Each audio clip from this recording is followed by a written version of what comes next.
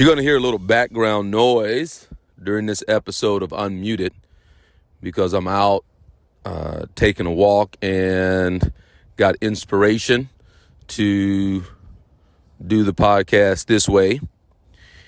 I was thinking about how or what is the premise, the foundation of personal development and how to effectively answer the questions and the doubt and sometimes disbelief about whether or not a person can truly change their life. Does personal development work? Or is it all just a sham? I look at my own life and I look at the lives of many others that I've been inspired by, and I note that there are distinctions, there are differences, but there is no reasonable room for debate that transformation is not only possible, it's real. William James in the 1800s, kind of we'll call the father of psychology, at least at Harvard. He said, the greatest discovery of my generation is that human beings can alter their lives by altering their attitude of mind. The greatest discovery of the generation is that human beings can alter their lives by altering their state of mind. That understanding is, in essence, the reason why personal development can even exist as an industry. The discovery that people can change by changing their mindset. That's the foundation of all of it. And I know that for me, I remember first reading books like How to Win Friends and Influence People, Les Brown's It's Not Over Until I Win, listening to Jim Rohn and Earl Nightingale and The Greatest Secret, which was Attitude.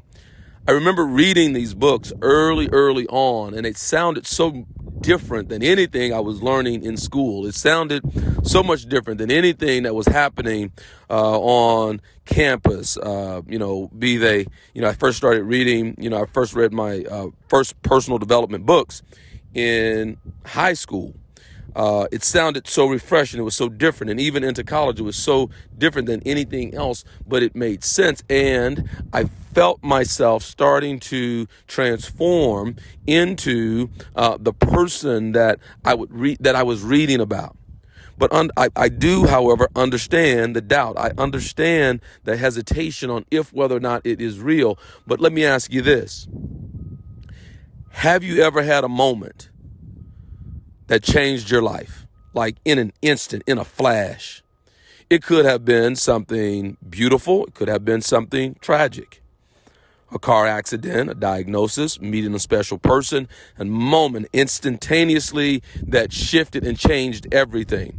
Well, if you've ever had a moment like that, or you know people who have had moments like that, then why couldn't it be that over the course of a week or 3 days of you investing in yourself, you have that same insight, that same discovery because of the environment that you find yourself in?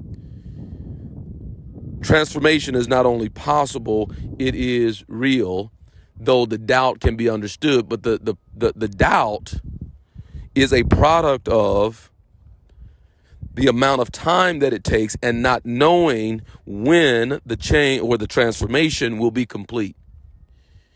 If we were cooking a cake and we had a recipe for grandma's cake, and we know all of the ingredients that are included, and we put it in the oven, we know reasonably close how much time is required for it to be done. Now, if it was like my grandma's cake, you couldn't even walk in the kitchen, because if you started walking, you could step on the floor in a particular way, and it would, it would have the cake be, not level. So you couldn't even walk in the kitchen while it was getting done, but you could sure smell it coming out of the oven. But I'm sorry, I went on a tangent thinking about my grandma's cake. But there is a time component to it that is predictable and it's known. But as it relates to the ascension that you desire and you actualizing your goals and your dreams, there's not always the time component there. We don't know. We're just encouraged to take the steps. We're encouraged to do the thing. We're encouraged to be in the practice. We're encouraged to take on and maintain the discipline. We're encouraged to just do the work. And there's no time component to it. This makes it difficult. This makes it challenging. The alternative is to not do the work, to not do anything, and it's guaranteed that you won't get there. But if I do the work, well, how long do I have to do it? This in and of itself can make it a bit frustrating. And as a result of that, there are those who stop too early, or they don't even get started. But that doesn't have to be you. What we know to be true is that done enough, small steps taken over a period of time, for a long enough period of time, has us go from one place to the next. Simply looking at it, we might say one foot in front of the other. Or you get in your car and you start to drive. You do things to entertain and perhaps distract yourself, but given enough time, you reach the destination. The clarity that is absent and leads to confusion is because so often our vision is not clear for where we desire to be. But to stay on this point, because I'm looking to answer some of the questions that arise around what leads to the doubt and the disbelief on if whether or not you doing the work will pay off. It is emphatic for me, yes, but emphatic for me doesn't necessarily translate or transfer to you. You got to have your own conviction. You got to have your own certainty. You got to have your own confidence. And there is a period of time that you can borrow someone else's belief. You can borrow you can borrow my belief in you, but after a while, you've got to be able to stand solidly on your own. And I want you to have some evidence, some evidence of your own that is rock solid in foundation, through which you know that the work you're doing is going to pay off. It is going to lead to the transformation that you desire. So great discovery is that we can alter our lives by altering our state of mind. Even beyond that, we can go to how the qualities and characteristics that you're born into the world with. You think about a small child and the qualities and characteristics of a small child, from persistent and energetic and emotionally self-expressed and risk-taking and fearless and honest and trusting. Those are qualities and characteristics that are inherent not just in some small children, but in all small children. Unconditionally loving, daring, a desire to be seen and known.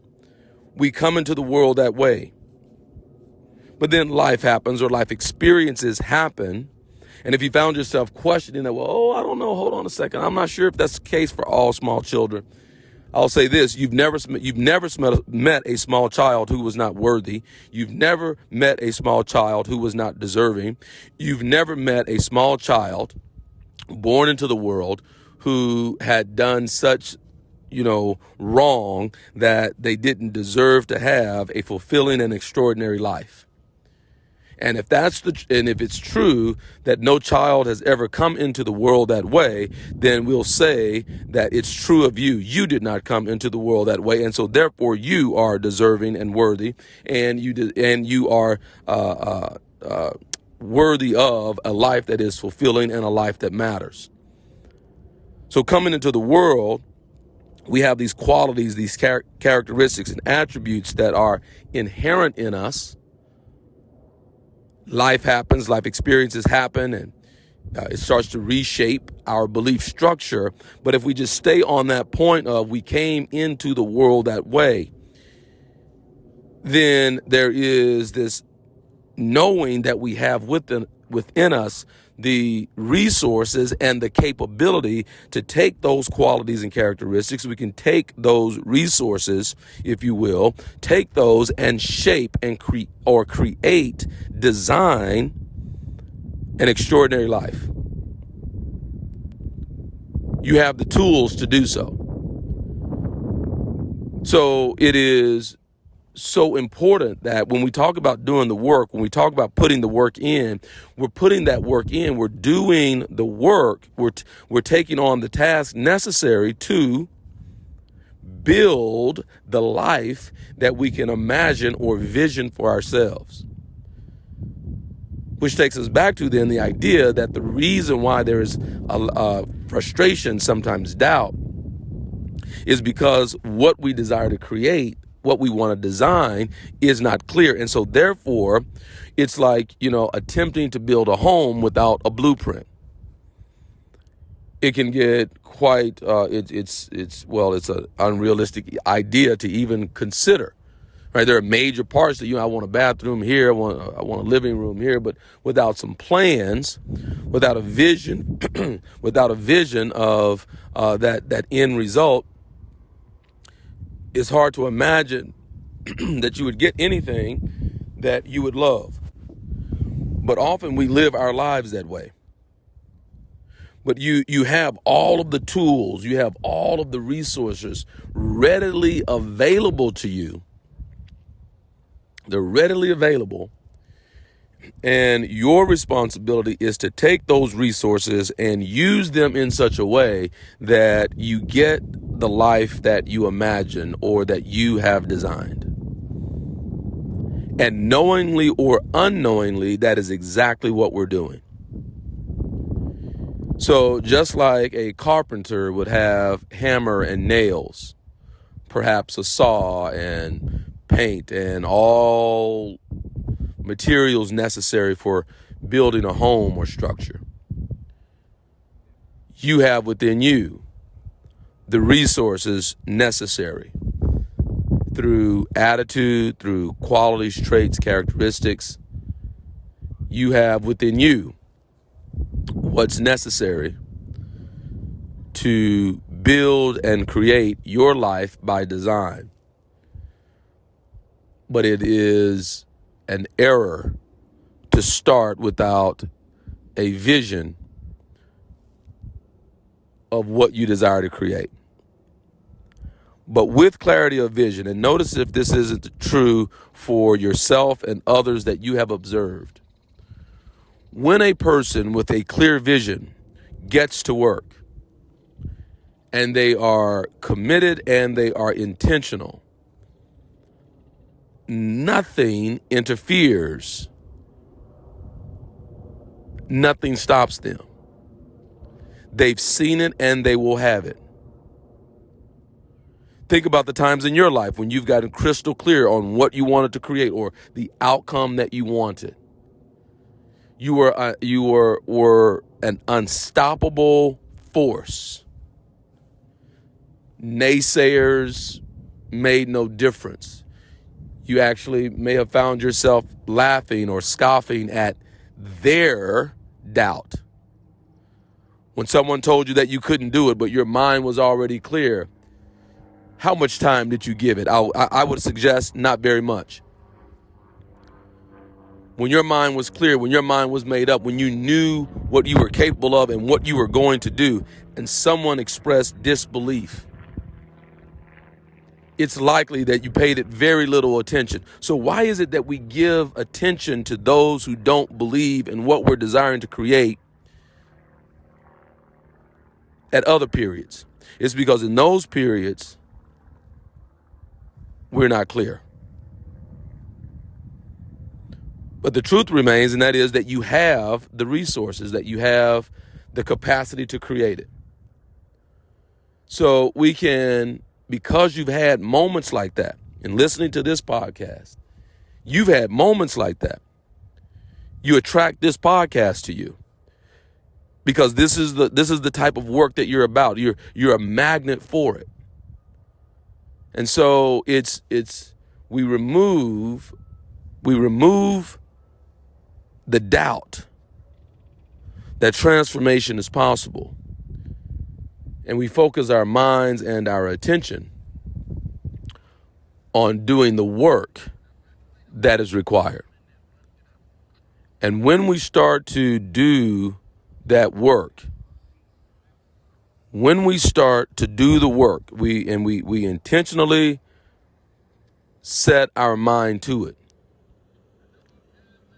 We do so with full faith and full confidence that the outcome, that result, the design, the vision that you've had, it will manifest. Why? What guarantees it? It's as simple as this. What guarantees it is you've determined that you're not going to quit. And if you have determined that you will not quit, then your success is inevitable. That's the key. I talked for 17 minutes or so to get to that point. We don't have to question if whether or not it actually works. We know that it does. All the evidence points to that, and you've had experience of that. The only time that there's doubt is when we're not clear on the vision. But it is true that you have within you the resources to get done whatever you can imagine.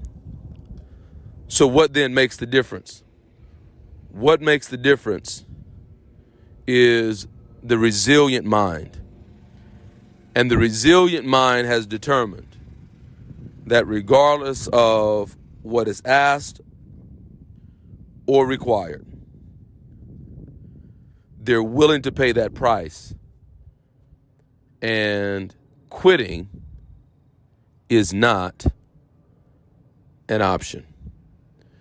If you'll do that, if you'll simply determine with whatever you are faced with today, whatever challenges you find yourself up against, be they personal or professional, if you determine that you're simply going to hang on, and some days that's all you have is just the strength to hang on. On those days, perhaps you're not moving with speed. On those days, you're not moving as fast as you know you're capable of. It's just enough to hold on. It's all you got to hold on, to get to the next day. And on other days when you feel like energized and you're enthusiastic and you are inspired and you're full of life, you'll run hard on those days. We get that. But some days it's simply hold on. If you determine that no matter what is asked, no matter what is required, you're not going to quit, then the dream is inevitable. It's inevitable. And you can smile now. You can be in gratitude now. You can begin celebrating now because it's inevitable. That's not hype. That's not gimmicky. It's inevitable because you've determined that you will not quit. I hope that helps. And if it does, don't keep it a secret. Let someone know that this podcast exists. Share it with them. Share this link. Send it to them if you believe it will be of value to them. I appreciate you listening. I look forward to our next episode. And in the meantime, join the mailing list at courtlandwarren.com, or subscribe to this YouTube channel. And that way, whenever a new episode is released, we do so on Mondays. Every time a new episode is released, you'll be notified, and that helps us grow. So if you'll do that, then it helps me live out the mission of inspiring and assisting 1 million people in seeing the truth about themselves, that they're capable of more than they know. And I want you to know that you're not alone. You never have been. That's the truth.